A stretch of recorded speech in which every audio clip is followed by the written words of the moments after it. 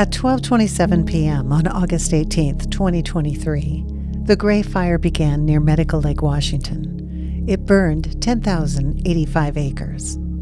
Diana Anderson is a victim of the Gray Fire. She and her husband, their 5 children, and her father-in-law lost their Medical Lake home to the fire.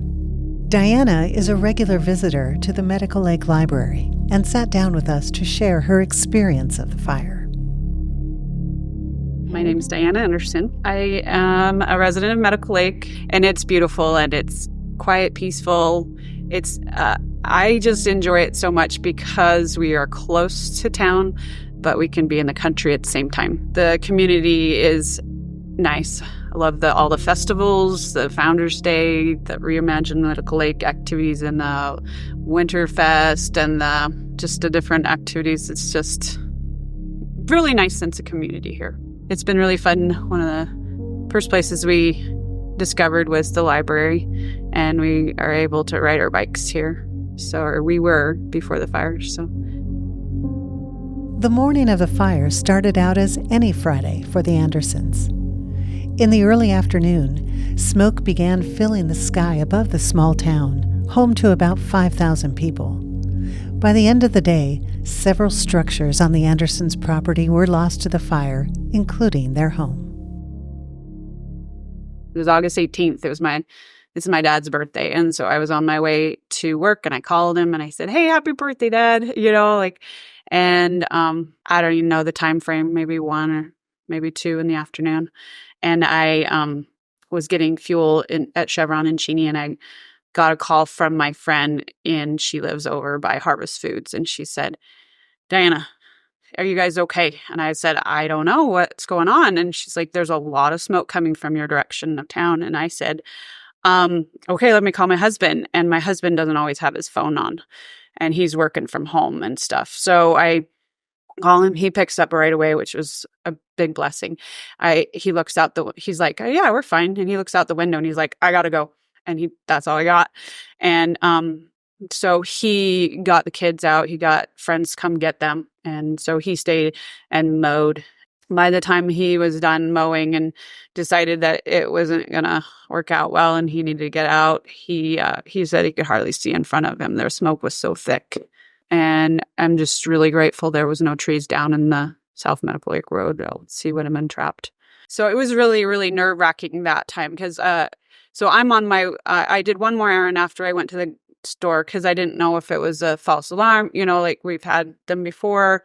Went straight back after getting the animal food, called him on the way. He said the kids were at the Smiths, so I went to the Smiths. They live over by Pioneer Park here in Medical Lake.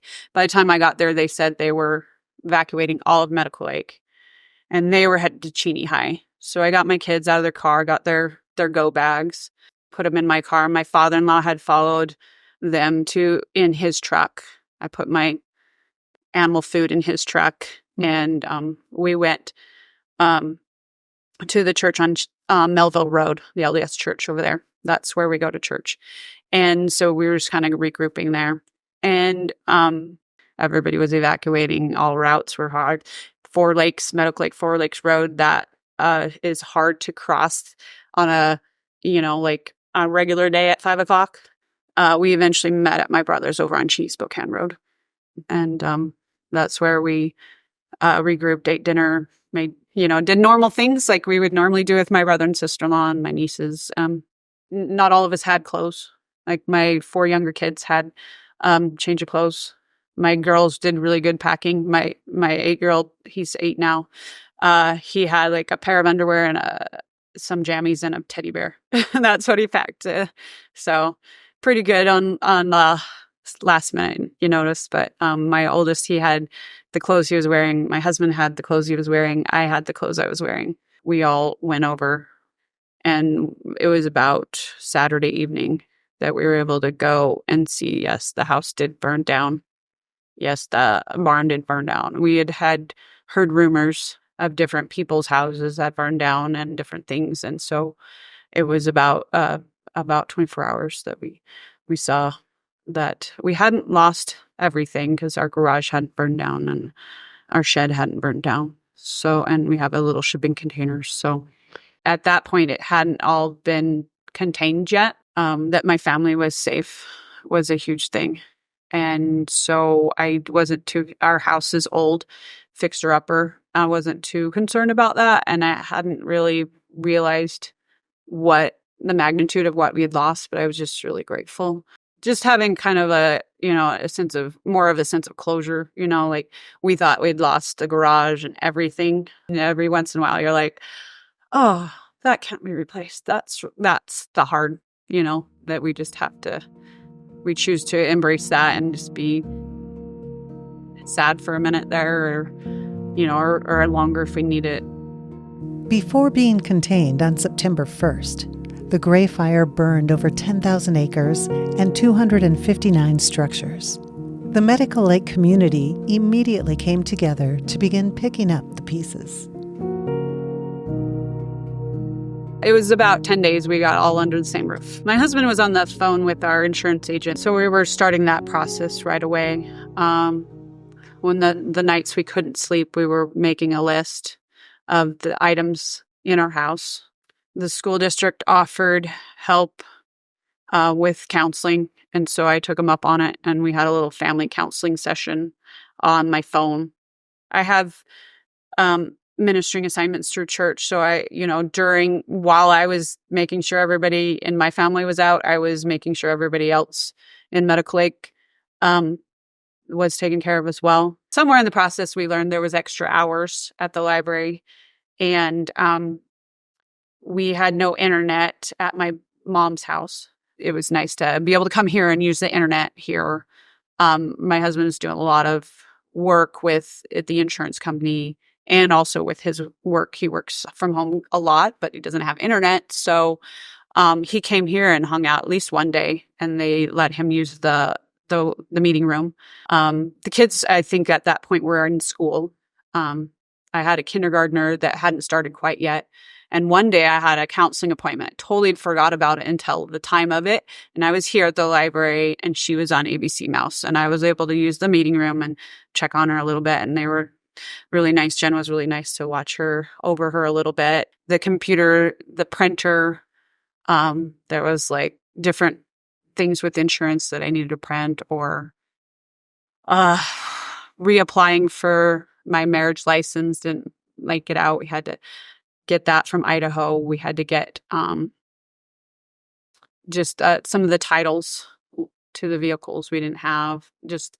So I was doing a lot of figuring it out until we were able to get a printer. This was kind of our landing place after school for a little bit. It was just nice to be able to hang out here, and the extended hours, the extra days were very helpful as well.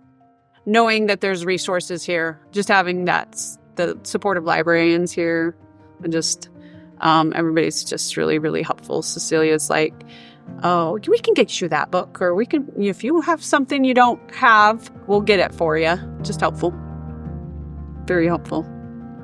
Cecilia McMullen is a supervisor at the Medical Lake Library, and she received a text about the fire at home. She worried about the library, but mostly about the people of the community. Once evacuations were lifted, the Medical Lake Library extended open hours and opened additional days to help overwhelmed victims with information, resources, and to provide a gathering place to connect. That was a day I will never forget, just wondering. I didn't know. And I live in Spokane, so it's not like I was even right there.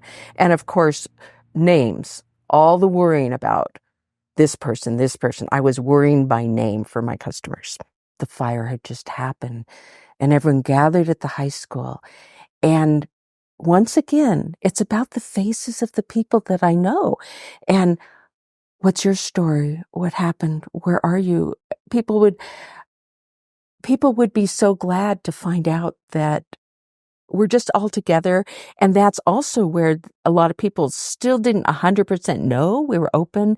And people talked about, oh no, what am I going to do? And I said, come to the library. We did everything we could to know what we could know and pass it on.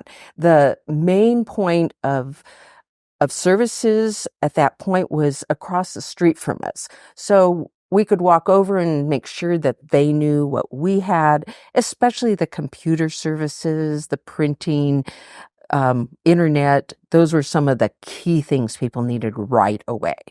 We also distributed school supplies. They didn't have room over there, and school was just about to start.